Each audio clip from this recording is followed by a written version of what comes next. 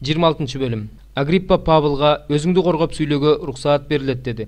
Ошондо Павыл колун жогору көтөрүп, өзүн коргоп мындай деп сүйлөй баштады. Агриппа падыша, жүйүттөрдүн мага койгон айыптарына каршы бүгүн сенин алдыңда коргоно ала турганым үчүн өзүмдү бактылуу эсептеймин. Анткени сен жүйүттөрдүн баардык каада салттарын жана талаш суроолорун билесиң. Ошондуктан мага чыдамкайлык менен кулак салууңду өтүнөмүн. Менин Иерусалимдеги өз элимдин арасында өткөргөн жаш чагымдан берки жашоомду бүт жүйүттөр билишет. Алар мен жөнүндө көптөн бери билишет. Ошондуктан эгерде каалашса, биздин ишенимибиз жөнүндөгү окутууну бекем туткан фарисей болгонумду күбөлөндүрүп беришсин. Кудайдын ата-бабаларыбызга берген убадасына үмүттөнгөнүм үчүн мен бүгүн соттун алдында турамын. 12 уруубуз Кудайга күнү-түнү тырышчаактык менен кызмат кылып, ошол убаданын аткарылышын көрүүгө үмүттөнүп жүрүшөт. Ошол үмүт үчүн падыша Агриппа, жүйүттөр мени айыптап жатышат.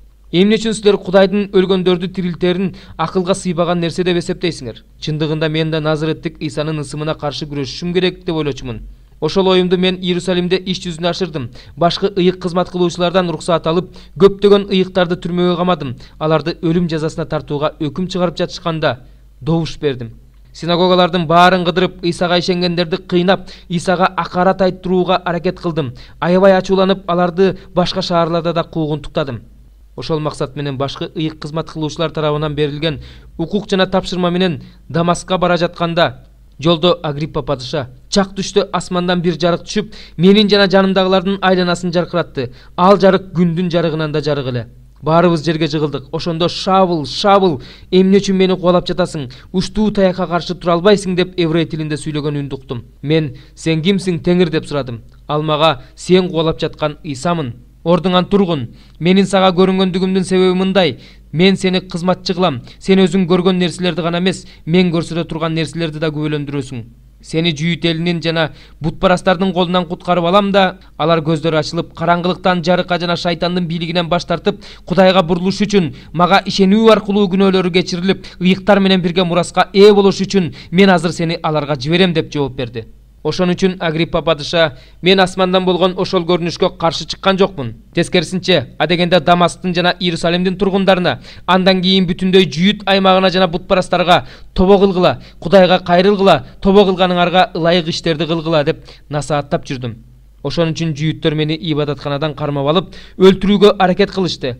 Бирок Кудайдын жардамы менен мен бүгүнкү күнгө чейин Муса пайгамбардын жана башка пайгамбарлардын айткандарын гана, атап айтканда Машаяктын азап чегип өлүп өлгөндөрдүн арасынан биринчи болуп тирилип, жүйүт элине жана бутпарастарга жарык жөнүндө жарыялаганын гана улуу кичүү дебей баарына күбөлөндүрүп келе жатам.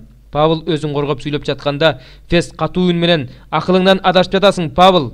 Көп билгендигиң сени акылыңдан адаштырып жатат деди. Жок, урматтуу Фест, деди Павыл. Акылымдан адашкан жокмун. Тескерисинче, чындыкты жана туура сөздөрдү айтып жатамын. Бул жөнүндө падыша билет. Ошондуктан мен анын алдында кайраттуулук менен сүйлөп жатам.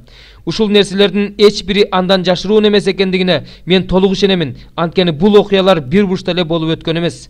Агриппа падыша, сен пайгамбарларга ишенесиңби? Ишенериңди билем. Ошондо Агриппа Павылга, бир аз убакыттан кийин сен мени машаякчы болууга көндүргүң барго деди.